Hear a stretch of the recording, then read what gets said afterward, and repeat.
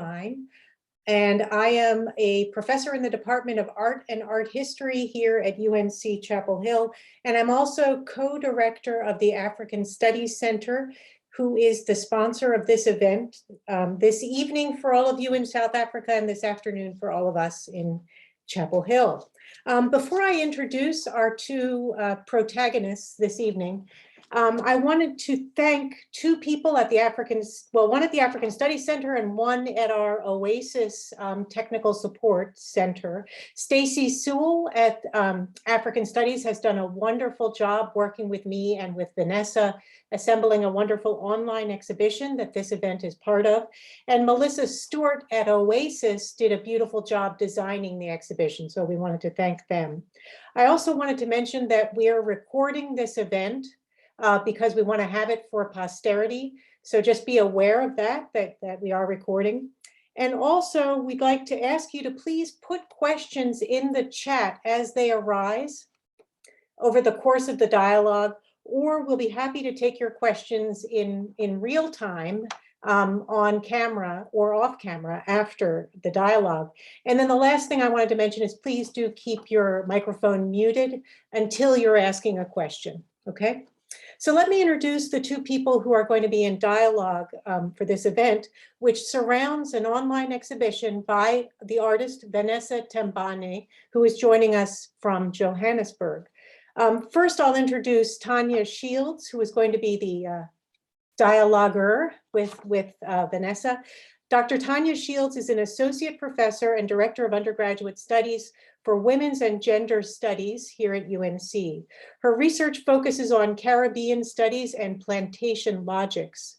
In her 2014 book, Bodies and Bones, Feminist Rehearsal and Imagining Caribbean Belonging, Shields examines the ways in which rehearsing historical events and archetypical characters shapes belonging to the region using feminist rehearsal as a methodology. She is the editor of The Legacy of Eric Williams into the Post-Colonial Moment, which examines the contributions of Eric Williams, the first Prime Minister of independent Trinidad and Tobago. She's also been published in a great many other venues, too many to list, but I'll just mention in journals such as Souls, Women, Gender, and Families of Color, and Identities. And you can maybe, you'll be able to see as the dialogue progresses why I asked Professor Shields if she would come and be in dialogue with Vanessa Tembane. So Vanessa Tembane is a South African-born artist of Mozambican heritage. She is currently based in Johannesburg. She holds a master's degree in fine arts. Tembane works primarily in collage and digital print media. Her work is inspired by her mother's narratives and explores how they have influenced her identity and sense of belonging. Her collages allow her to merge her photographs that were taken in South Africa with those of her Mozambican relatives to create strange hybridized composites.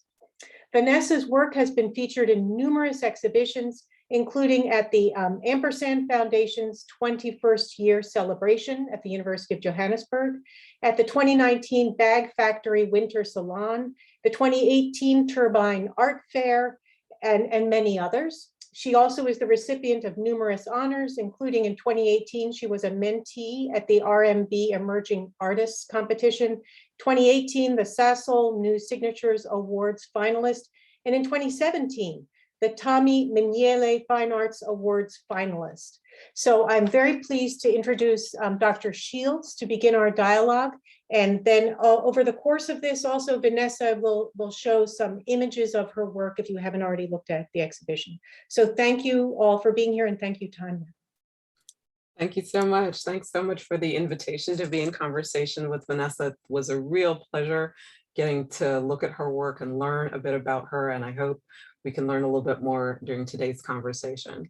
And so I wanted to start with the title. One of the still frames that hopefully some people saw, but they'll see again when you start to share the screen, was a piece called Watching the Tides. But the title of the exhibition is Existing in Shadows. Can you tell us why you chose that title? The title came about when I was thinking about various encounters that I had in Mozambique. And I was thinking about how I engage with my grandmother. She's a Shopi speaking woman. And I'm an English Zulu speaker, and my mother speaks all the languages that we speak. So when I realized that my mom is the only solid figure between the two of us. She translates the greetings, the blessings that we say in the beginning when we meet each other. She's always there, being the most solid figure between us, and we sort of exist as shadows to each other. Because without my mom's presence there, it's almost hard for us to communicate or engage. Yeah. Oh my gosh. There's so much there. That answer is so, I think, so full and appropriate to so many of the images. As I was saying, that images, watching the tides, to me also captures so much of the existing in shadows, with the figure of the little girl sort of looking at the people assembled on the beach, and then the fabric in the back. And so those are some of the questions I have to ask, but I love this image of your mother as this this go-between, this in-between, this connector, this bridge, this link that is both beautiful, but I can imagine difficult in some ways. And as you said, if your mother is absent, what happens to the link? What happens to the bridge? You know, there's a disconnection there. So I'm curious about, what are the ways in which you think your art, the collages that you produce, the prints that you produce, function as a bridge or a link? Well, they started off for me as an archive of photographs. When I was looking through family photographs, I noticed that I was hardly present unless it was the ones that we took here in South Africa. And I just wanted to start including myself in those images and create a whole new photo album of imagined memories, imagined places, experiences. And for most of them, I drew from stories that my mother would tell me about growing up in Mozambique, how it was like, how it smells, how it feels. And I would take images that were taken in Mozambique, some family photographs, and then I'd try to include little pictures of myself in there, but I still wouldn't give myself a solid identity. And that came from, I was thinking about how I don't recognize faces when I think about them, because I see my family like once a year or twice a year, but it's for short visits, and sometimes I can't remember who exactly I'm thinking about. So I started looking at identifiers, be it fabrics, old damaged photographs, or just little pieces of them that remind me of certain family members and certain days and experiences. Wonderful. The question I'm about to ask, I'm hoping you can link to maybe one of the images you'll show later on. I'm really struck by you saying you wanted to capture smells on some of these images. But one of the things I was struck by in your artist statement is, and some of what you said just now, is that your mother's past is deeply influential on your present, and that the photographs have enabled you to experience some of the losses that your mother has experienced. And you talk about this idea in a way that calls to mind Mariana Hirsch's language of post-memory. So I'm curious, how do ideas about post-memory function in your work? And I'm particularly now curious about this idea of sort of translating smells to the visual. So to start with, post-memory has helped me understand how intergenerational knowledge is transmitted, because I realized that with a lot of the stories that I was told, I couldn't separate which memories were mine and which are my mother's, because once something is said enough times, it becomes so real. So much so that even with some photographs, I believed I was there, and the photograph is evidence, but I wasn't there, but it still stood there as as an object of memory. And then all these stories that are told to me, I think she believed that they would help me understand our traditions. Because growing up in South Africa, life is very different. There's a lot I've lost. There's certain experiences that I can't get. But through these stories, I almost feel like I've been through them. Certain traditions like when we grind peanuts, I thought I could do it, and then when I actually had to do it, it was it was disastrous. But and then what was the disaster? Like, what happened to the peanuts? it didn't work out. It was clunky. It's not supposed to be. It's not supposed to be clunky. And I always remembered this one story about a beach that's close to my grandmother's house. I've heard so much about it. I believed I've been there, and at some point it clicked that I've never actually seen it, and it's so close to my grandmother's house. The sand is like beach sand. You can actually smell the ocean. And then in 2019, I finally stood my ground. I need to see this beach. And all these stories started becoming real to me. It felt as though I've been there before, knowing very well I've never been there. And it also helped me understand how trauma is transmitted. Even though I haven't experienced it, it has shaped my sense of self indirectly. Yeah, that's definitely one of the critical pieces of Hirsch. Hirsch is talking about intergenerational trauma, the trauma experienced by Holocaust survivors that their kids sort of feel like they too have lived. And I think one of the things that struck me is earlier you talked about the archives, and here you talked about, we think of photographs as being so certain, as being proof, but it's really interesting the way you're talking about how the archives, even a photographic archive, can be destabilized through work. I find that really interesting and fascinating. In thinking about sort of these traditions that you want to be part of, some disastrously, some not, I want you to talk a little bit about the capulanas, or the fabric that you use. When I read about capulanas, it said that it's a quote unquote multitasking fabric. And I wanted to know, what does that mean to you? I wanted to know, do you ever make your own fabric? One of the things I think you talked about in your artist statement is that the fabric actually comes from your grandmother and your aunts. They have gifted you this fabric. So I wondered also if using the fabric that was given to you by these women in your family, if you think those pieces are particularly collective in some way.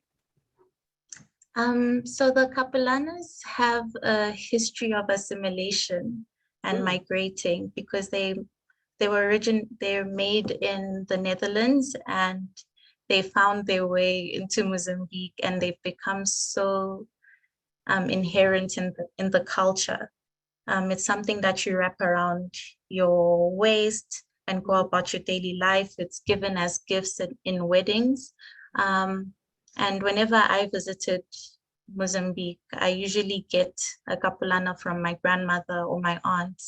And that fabric in particular gave me some sense of belonging, because I always felt like I stuck out. One, I didn't know how to act.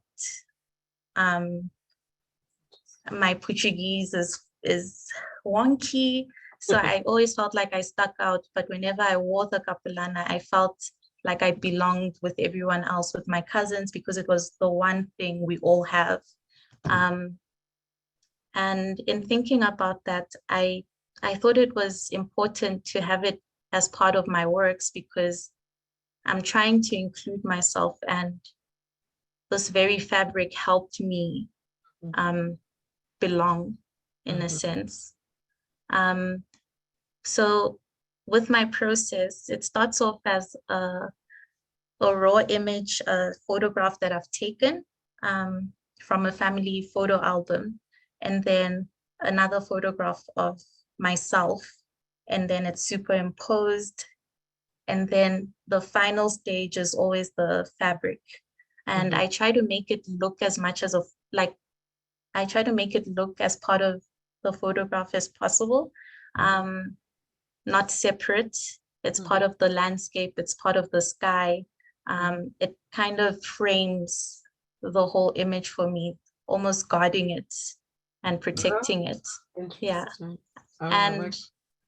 whenever I think of my images, and the figures, I think of them as being part of a displaced space, but one where they belong. It's imagined, it doesn't exist, it's neither here nor there, but that's where they happily exist and find their way through these landscapes. It's so interesting. Again, it seems like we're coming back to this theme of destabilization. Like you're destabilizing the archive in a particular way, and in sort of recreating your own world, you're destabilizing these other worlds.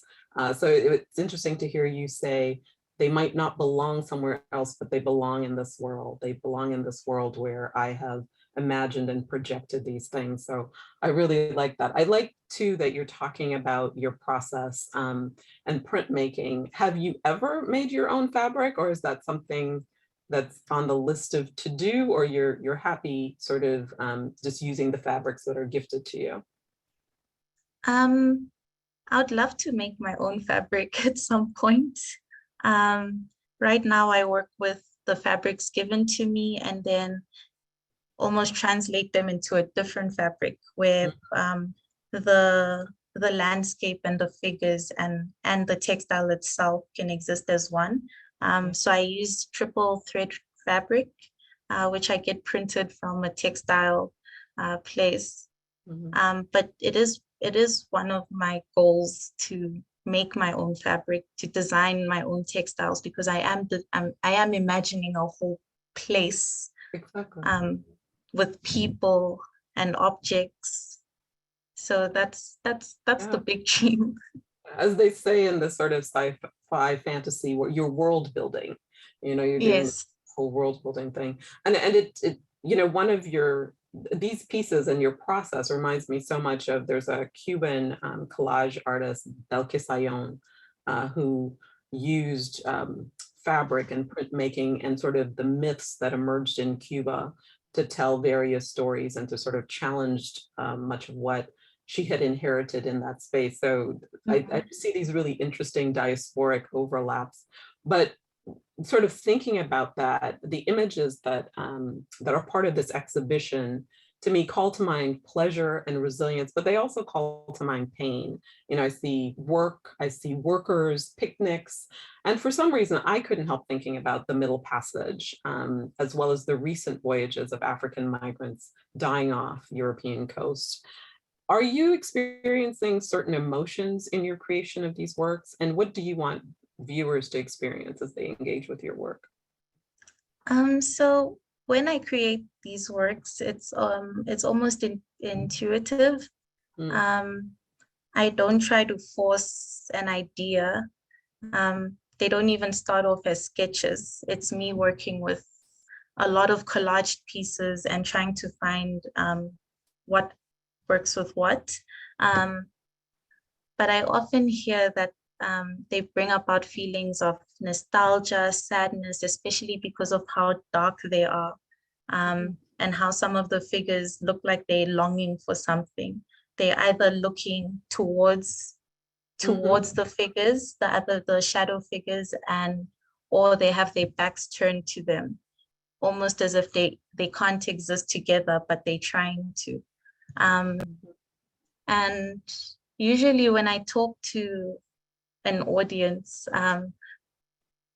they often impose their own feelings, like the beach reminds them of a certain memory, and then we start exchanging stories about, oh, I was here at the beach and this happened, and then it becomes almost a trigger of memory for them. And they sometimes see themselves in the figures, especially since I haven't put a specific identity on them. They exist as me, they exist as someone else. Yeah, I absolutely saw and felt that. I mean, that was my experience. You know, I thought about when I saw the beaches and the picnics, I definitely thought of my childhood when my family would go to the beach. And I think in that that piece that I've been referencing, with the little girl watching the tides, you know, that certainly was very emotive for me, and something I connected to. The other thing, you talked about childhood and growing up in South Africa. And you talked about, you know, growing up speaking Zulu but still feeling a little bit alienated from your South African motherland. So how would you characterize where you belong? Or do you reside on a border, a sort of in-between space? Answering that question when I was younger was the hardest thing, because often when someone asks you where is home, you'd say your motherland, where your family is from. But I always felt like I couldn't, because am I really from there? And then while I was here, I couldn't say where I was from. I spoke Zulu, but I'm not from the Zulu lands or anything. So it was always a tricky question for me. And through this process of working, defining home has been a bit difficult and therapeutic. I often think about it as wherever my mother is, that's where home is. It's not a specific place. It's where I feel comfortable and safe, where I can work and almost think about these stories of belonging, of displacement, and almost try to make them a visual piece. I think home is an in-between space for me. I often try to fit in learning different languages, but now I'm in a space where I can be myself with both these heritages. Yeah.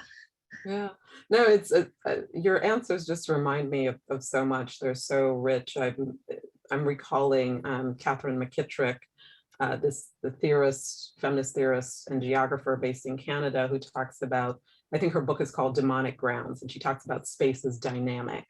And as you're talking about home, I'm thinking about the ways that you're negotiating both the physical spaces in South Africa and Mozambique, but as you talked about earlier, the imaginative spaces in the world that you're creating through your collages, where you said several times, it might be out of place, but it belongs there. And I just love that idea and that sentiment. Can you talk a little bit about where else you find your inspiration, and if there are other artists that influence you or inspire you? When I started this body of work, I'm working in the way I do. I found an artist called Wanja Kimani. She's a Kenyan-born artist, and she had an exhibition in Dakar, and she had a dress, one that she wore when she was younger, on her last encounter with her father. And she embroidered the words, "Don't change, don't forget me." But then the dress got stolen during the exhibition. It just disappeared. And then with that, she decided to make a secondary series from that, where she had an image of the dress pegged on a washing line. And then she asked the audience to bring objects that remind them of someone they've lost, to bring notes. So it almost became a collective experience, almost looking for a sense of closure through a group, where it's not just the artist's work anymore. It becomes a collective experience. The audience became the artist. Right. And all these stories were being exchanged. And I just love the idea of how, even though she lost something that is so important to her, the memory wasn't lost, but she understands that it has changed at this point. And she also put a note for whoever has the dress, hoping that it was given to another little girl who will make memories with it, and hoping that the dress has a good life wherever it is, because it's so important to her. Yeah. And go ahead. sorry. No, go ahead. And with her work, she always draws from people around her, from objects that were given to her as gifts, which triggers certain memories, and she just always tries to include them in her work. Yes. Yeah, no, that's such a great story and a great example. And I could see how some of that's working in your own work. You know, again, the colliding of history, memory, and the present, but also the community.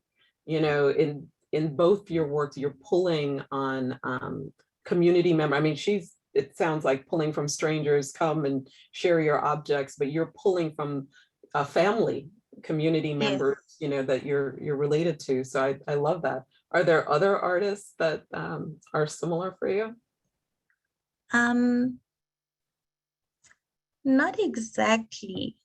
I think I thought about her work mostly because she also has a history of migration.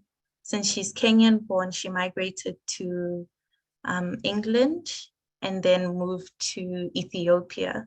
And she always tries to remember the past, even though it seems unreal to her now, because she left so young. I think she was 7 years old when she left. But I also looked to a poet called Ichiyoma Umembio. So she has this poem titled Diaspora Blues. It says, I'm too foreign for home and too foreign for here, and not enough for both. And I thought, when I read that, I felt as though she understood what I was feeling and could say it in words, express it in words, which I couldn't. And from there, I kept trying to find, where's the sense of belonging coming from? Where do I find it? Do I create it for myself? Is it imagined? Is it real? Nice. And yeah. I love that. I love that. I think we have a few questions in the chat. Yeah. Yeah, we do. Thank you both first. You're not done. You're not done, but I'm just thanking you for what we've heard so far. We do have a question to Vanessa. This is from Brianna. Do you feel as though your journey of self-discovery is complete, or is this just a chapter in a larger or a longer journey? I don't feel that it's complete yet. I'm not even sure if it'll ever be complete. I think I'm just trying to find myself. I was talking to my friend the other day, and she mentioned that living in Johannesburg, it's not where I grew up, and it's not Mozambique where I tried to find my sense of belonging, but it's more of a blank slate where I can start afresh. There's no baggage attached to it. It's almost my own personal home where I can try to build my own memories and almost find where I belong. But I don't think it's a journey that I can complete. I hope I can, but I understand that it is a journey. It might not have an end, but it's a good journey to go through. It helps me understand myself. It helps me navigate the world. And and it just makes me feel safe. Right. Well, that's a very good point. You put that well, to help you navigate the world. I mean, you're using visual art as your tool. Other people use other forms, but yeah. Another question, and then maybe what we should do is pause for you, Vanessa, to share your screen and show, but I'll ask you one other question first, and this is from Aisha. She says, thank you for your insight. Is there any particular relationship between the depiction of landscape and fabric prints in your work? What I usually try to do is, since the fabrics have patterns, I try to create patterns with the landscape, because I usually start off with a small image and sometimes I repeat it throughout the same format and try to create a larger landscape and world building. Some figures repeat themselves, and I always try to link that to how the repetition of stories that have been told to me and that have become real to me. Yeah. Right. I see what you mean. I see what you mean. I have to give you one more question because this comes from the person who first led me to you, and that's your former professor, Professor Schmaman, who has a question. So thank you for your question. She says, I was always struck by the loss of photographs from your childhood and how you imagined that images of others were of you. Can you talk about that? Yes. So I have one photo album. It's also incomplete.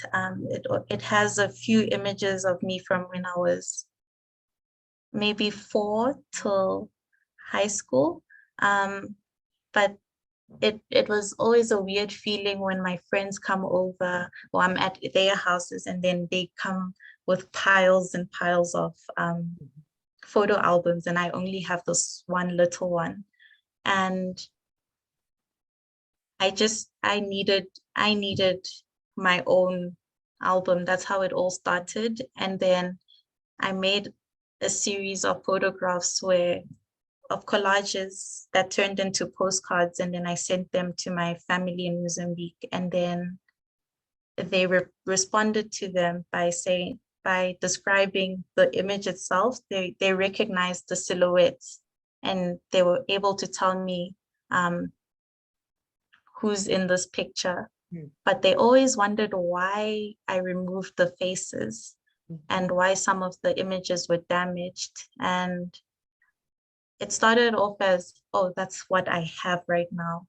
I only have some little photographs of me as a child. I have damaged photographs that I can't see again. They're almost like a lost memory. They were supposed to be an evidence. They were supposed to be evidence of a certain memory. And then looking at the photographs from my family members, I tried to merge both of them into one so that we could exist together. I always wondered why, whenever I would go to Mozambique, I would try to not be in photographs when I was older. But I think it came from it was a subconscious thing where I've never seen myself in these photographs, and I almost continued that tradition, but I didn't want to anymore. So it had to start off with me creating this new archive that I'm in. Yeah, no, that makes very good sense. We should show the photos for people who Yes. haven't looked at them, because then you'll see the faces that have been removed. So you can go ahead and share your screen.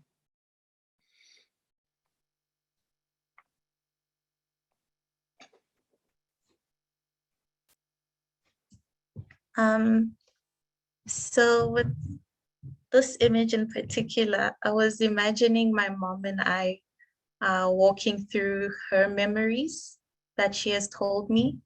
I always thought about the water and the bodies of water as memories that I don't have full access to, but can access some of the memories as they wash into the shores.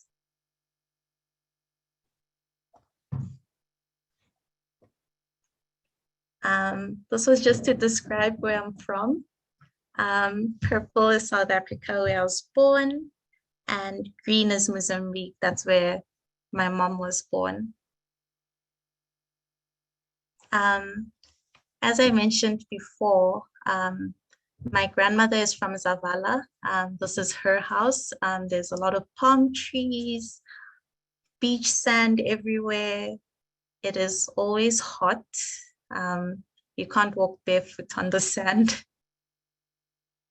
And these are the landscapes that I try to include in my work, pieces of them. This is also how I translate some images. The image on the left is the figure, which is me. I think I was turning 5 or 6, 5. And then the image in the middle is a capulana that my grandmother gave me. And then the last image is the final product of how it comes together. So everything changes in the image, be it the clothes, the figures, the capulana itself. It almost becomes a whole new picture. And this is what capulanas look like back home, my source material. This is another image. The figure is my grandmother. And the figure at the back, the figures at the back started off as one figure, and then I tried to duplicate them and almost create the displaced people that I mentioned. They are also searching for a home. And yeah, these are the rest of the images.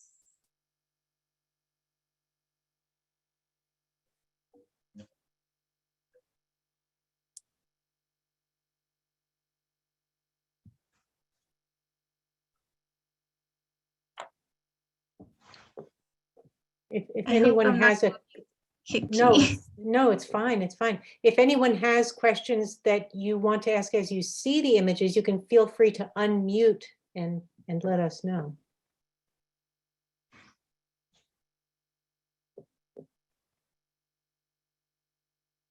The brighter figures in color, they usually represent me, and they're usually images of me or my mother or my grandmother.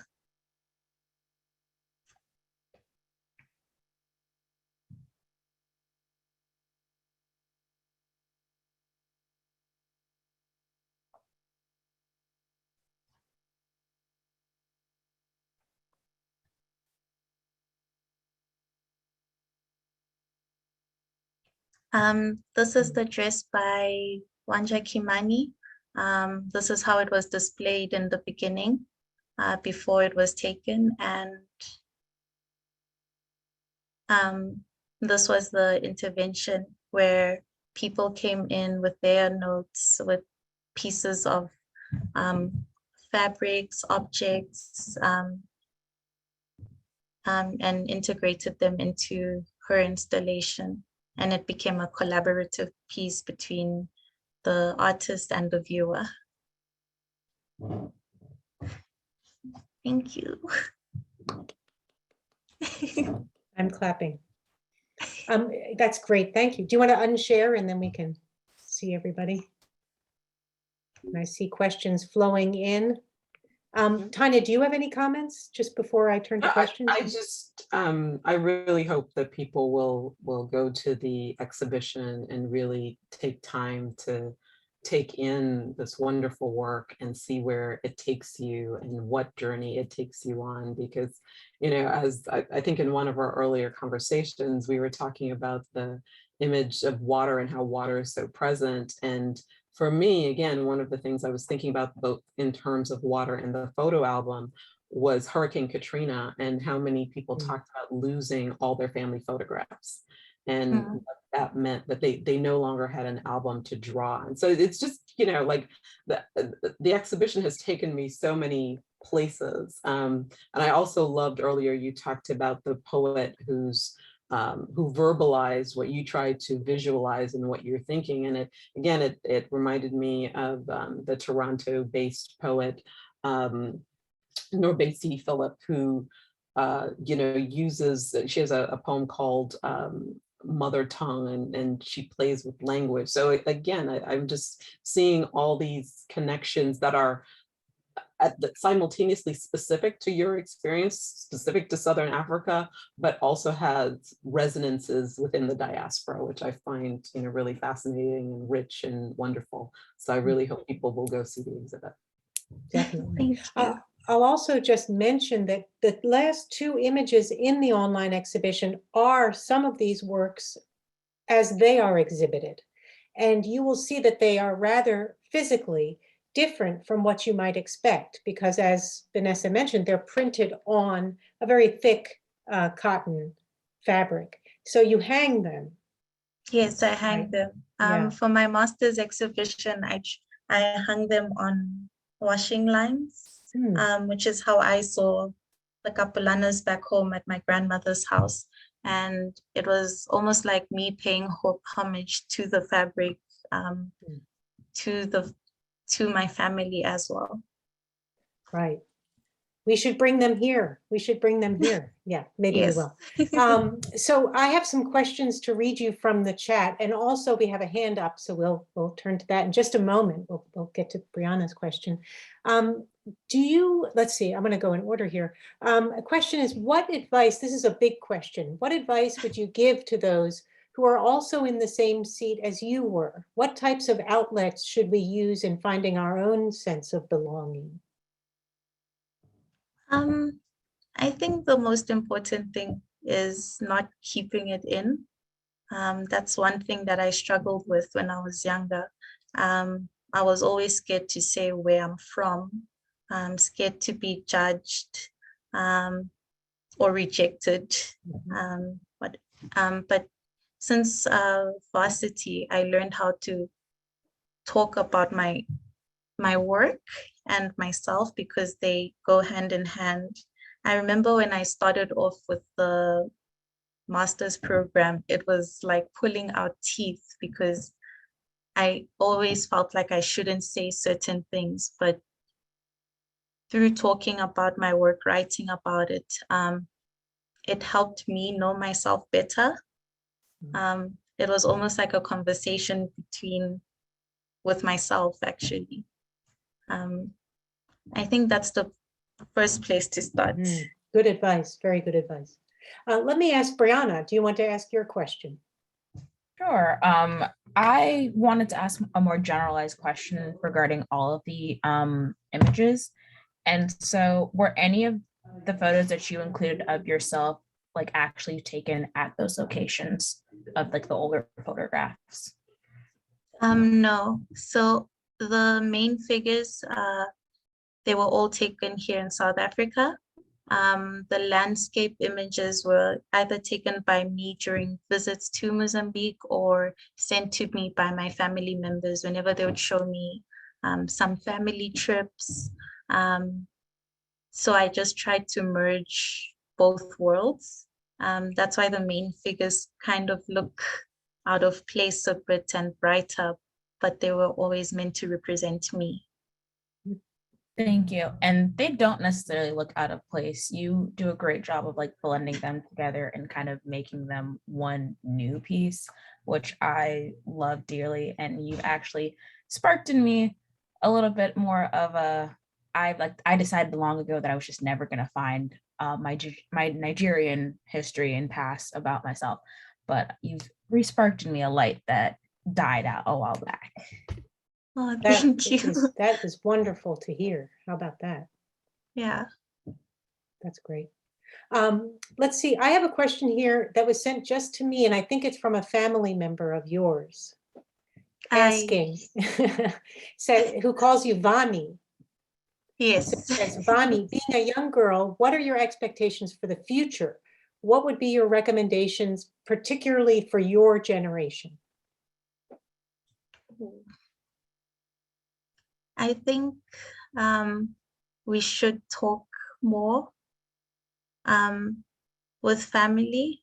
I realized that there's a lot of traumas that we carry, that our parents carry. And haven't quite dealt with them. And it always comes through, be it through the next generations. I think opening the dialogue between our generation and the older generation to help us do better, open up just create a space of safety where we can all just talk and understand each other more, understand our past in order to understand our present and future. I think that's very good advice. You've answered that very big question very well. It was a very big question. Here's a more specific question. Can you describe the creative process, your creative process?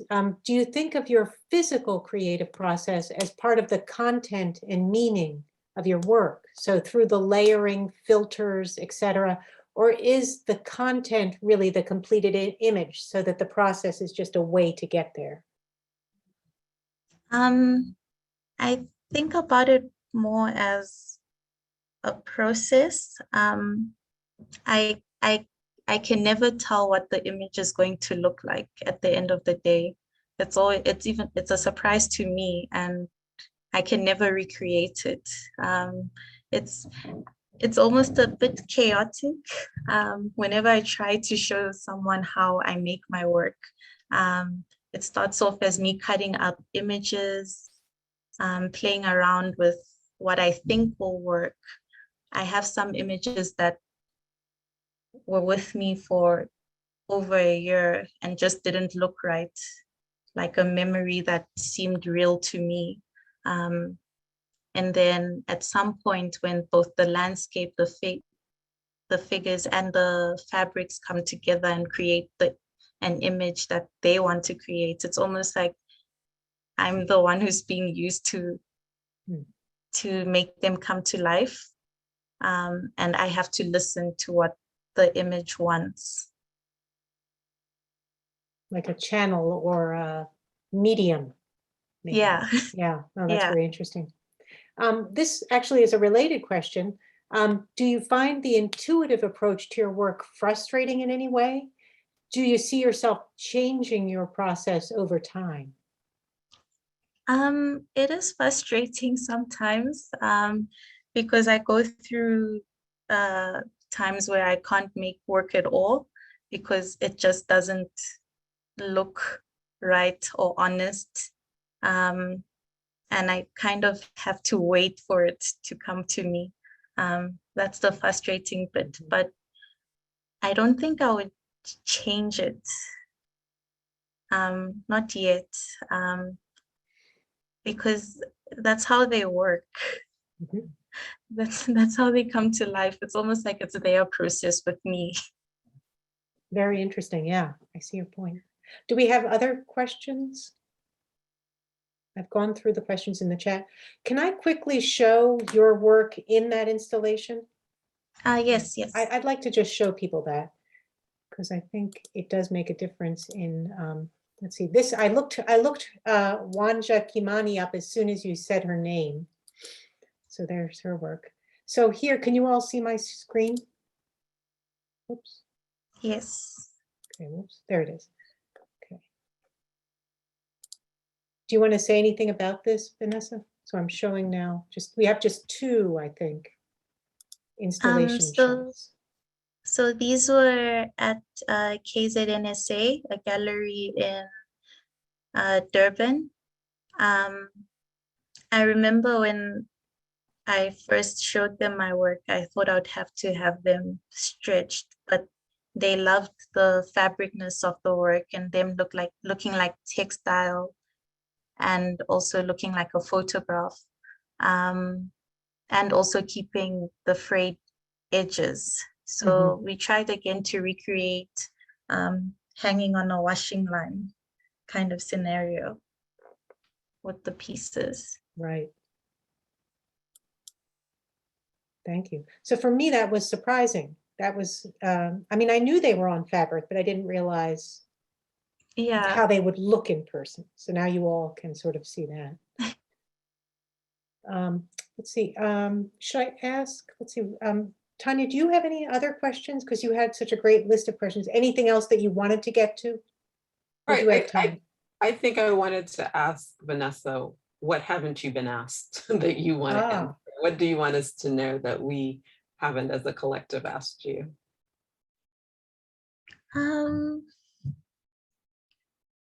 I think we've covered most of it through the conversation, because I was also going off topic a little. You're never off topic. You're just right. It's always about the work. No, I think again, I just can't stress enough how rich Vanessa's work is to me, and I hope that those in the audience got a sense of her deep thinking around these pieces and the layers that she's bringing together. I mean, I think it's interesting that the images themselves are layered, but then when we hear Vanessa talk about them, they're layers as well, that leads to just a richness and a deep sense. It's interesting that, you know, you talk about belonging or not belonging, but there's such a deep sense of presence to me in the pieces, but also how you talk about the pieces that I find really exciting and enriching, and even in the pieces, like I said, that are about loss or longing, there's something so satisfying in them that I've really enjoyed. So thank you. Thank you.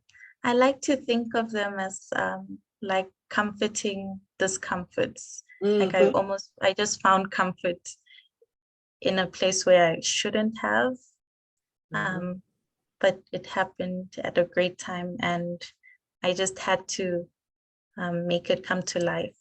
So yeah, thank you. Yeah, and I think that works with, you know, what in response to one of the questions you said about basically sharing, that you had to come to a place where you weren't silent anymore. And I think that idea of comfort, discomfort is really ultimately about flexibility. That, you know, that when you have that kind of ability to stretch, that kind of ability to flex, you don't break. You know, you're challenged, absolutely, but you won't break. You become resilient. So again, I just love that idea. Thank you. Well put. I have just one question. I don't know if there are any MFA students or studio art undergrad students here, or whether you're at UNC or elsewhere and you're zooming in. I'm just curious, in your MFA program, you're really a transmedia artist. You know, you're working with photographs, you're working with textiles, you're also altering them. So you could say you're also a 2D painterly artist. Can you just say a little bit about where did you fit yourself best in one area or another, or was your program such that you could really readily move between? We were always encouraged to find the medium that works best. I remember when I started off, I tried to use paper. It was like a war, because it never felt right. But then through conversations with my supervisors, they just posed the question, why does it have to be paper? Why does it have to just be a print? Why can't you intervene? This is your source material is a fabric. Why can't your work be on fabric? We were just always encouraged to try what works best for what we're trying to say. It was trial and error. You have to find your medium, find your way. And also through the writing process, you have to find your way. It was a very difficult process, but I'm always happy that I did it. Because I don't think my work would look the way it does if I hadn't gone through the MFA program. Right. It forced me to think deeper about what I'm feeling, what I'm trying to say through my work, and also being as honest as possible with my work. So I will always be grateful for the experience. I hope our students would say the same, whether undergrad or grad. Yeah, that's wonderful. Yeah. And I read a good part of your thesis. And it was very interesting and very impressive. And part of it describing Vanessa's own work, but also a lot of it describing the work of other artists. Yes. Yeah, so that was interesting. Any other questions from people? You can unmute or you can put in the chat. You have a lot of thank yous in the chat. Thank you nice. too. Thank you Yeah. for having me. This has Oh, been yeah. a wonderful experience. It's been great for us. And also Tanya did a wonderful job with creating really evocative questions. Yes. So we have just a with Vanessa's work. I mean, yes, right. You worked well together. I'm very glad that I thought to bring you together. And I'll mention that part of what led me to Professor Shields was the conference you did a number of years ago about stories of home and women and diaspora. And that's what first made me think, when I look at Vanessa's work, I can see a lot of those ideas at play. yeah. Well, we can wrap up with our big thank yous to both of you. And thank you to everyone for being here. And I'll just make a pitch as we're leaving for anyone who's here in Chapel Hill, that you can come on Saturday, November 13th to Africa Fest, which will be outside at the Global Education Center. So hopefully we'll see some of you there. If you're in South Africa, you do not have to come to Chapel Hill for Africa Fest. Right. So thank you all very, very much. Thank you to Vanessa and thank you very much to Tanya. That was great. Thank you so much. Thank you, Vanessa. Congratulations on your exhibition. Thank you. Thank you for this lovely opportunity. You're very welcome.